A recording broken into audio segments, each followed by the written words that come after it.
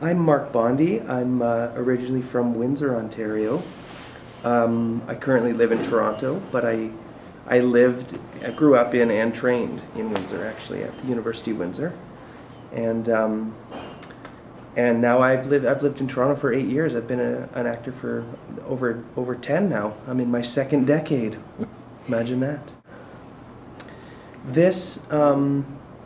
My impression is that I am already a far better actor than I was when I arrived, and that in order to really work on the craft, you have to commit fully. I think when Bob said stamina, strength, and agility of the body, mind, and heart, that rings true to me every day. Whether it's riding a stationary bike, or whether it's in a voice coaching, or whether it's in prep class, my body, mind, and heart are always at work, and they're working together now. So the first week was absolutely exhausting, but I found that I think I do my best work when I'm exhausted, because I get out of my own way.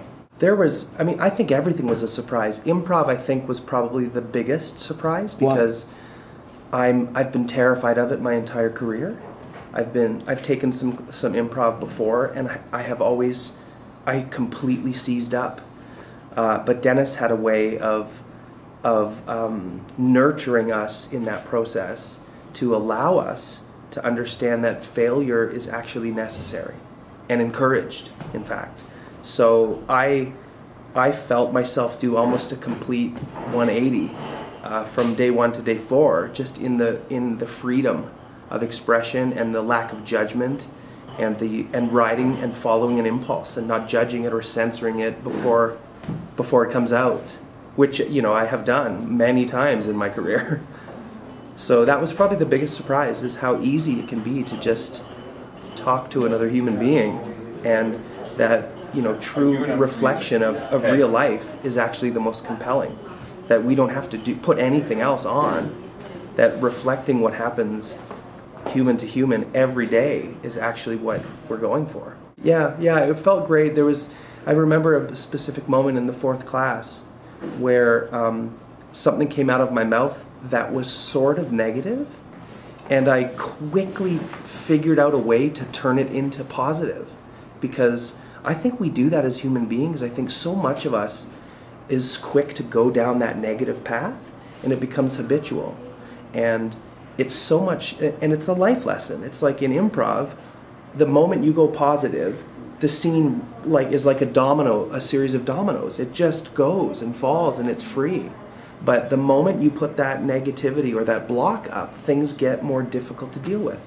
So I just thought, more than just an acting lesson, I thought that was a life lesson that I need to take, because those blocks that we all carry, that when we have the piano on our backs, they're actually there's nothing in masochism. We shouldn't walk around punishing ourselves. Focus. For me, and we all come from very different places and life circumstances. This for me is an absolute retreat into the life of an artist. And in my life, it's been very difficult to find that balance, between the necessities of paying the bills and the passion for the art. And so I worked really hard to allow myself 30 days of unclouded, just fully immerse myself in the work. So what I hope to get out of it is a renewed sense of self and spirit, and a truer understanding of what makes me tick as a human being. Because I know that age and life experience inherently makes someone a better actor. I have now a lot of life experience, but I need to now learn how to use that life experience in a positive way to help my work, to help me grow as an artist. Everybody. I'm still planning ahead.